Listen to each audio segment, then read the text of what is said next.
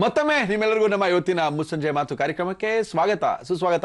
ಈ ಮುಸ್ಸಂಜೆ ಮಾತಲ್ಲಿ ನಾವು ಕರೆಸಿದೀವಿ ಕನ್ನಡದ ಒಬ್ರು ನಾಯಕ ನಟರನ್ನು ನಮ್ಮ ಕಾರ್ಯಕ್ರಮ ಕರೆಸಿದೀವಿ. ಚಂದನ್ ಅವರು ನಿಮ್ಮ ಕೂತಿದ್ದಾರೆ.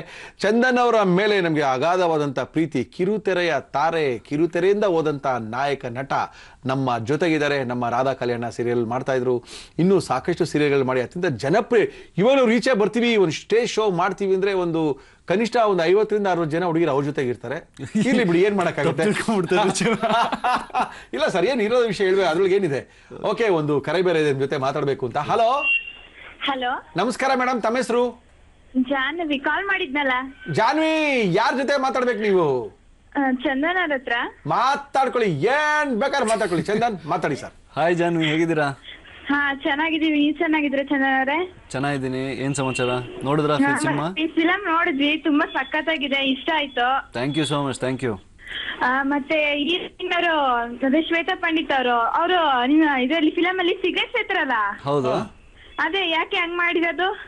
ಅದು ಕ್ಯಾರೆಕ್ಟರೈಸೇಷನ್ ಅಮ್ಮ. ಯಾಕೆ ಹಂಗ್ ಮಾಡಿರೋದು? ತಾಳಿ ಸಾರು ನಿಮಿಷ. ನಿಮ್ಗೆ ಅದರಲ್ಲಿ ರೀಸನ್ ಕೊಟ್ಟಿದ್ದಾರೆ. ಅವ್ರಿಗೆ ಒಂದು ಕಾಯಿಲೆ ಇರುತ್ತೆ, ಅದನ್ನ ಆ ನೋವನ್ನ ಮರೆಯೋದಕ್ಕೋಸ್ಕರ ಅವರು ಅಡಿಕ್ಷನ್ಗೆ ಹೋಗಿರ್ತಾರೆ.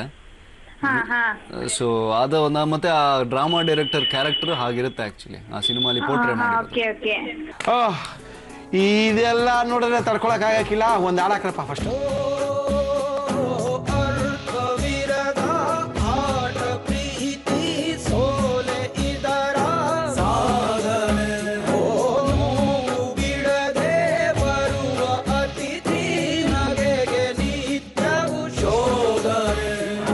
ಪ್ರೀತಿನೇ ಉಸಿರಿಗೆ ಆಸರೆ ತಿಳಿದು ಸಾಗಿದೆ ಇದರೆ, ಪ್ರೀತಿಯ ಉಸಿರು ನಿಂತರೆ ಧರೆಗೆ ಏನಿದೆ ಆಸರೆ.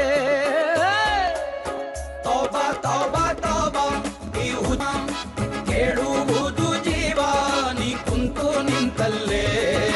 ತೋಬಾ ತೋಬಾ ತೋಬಾ ಈ ಹುಚ್ಚು ಪ್ರೀತಿ ಪ್ರೇಮ ಕೇಳುವುದು ಜೀವ ನೀ ಕುಂತು ನಿಂತಲ್ಲೇ.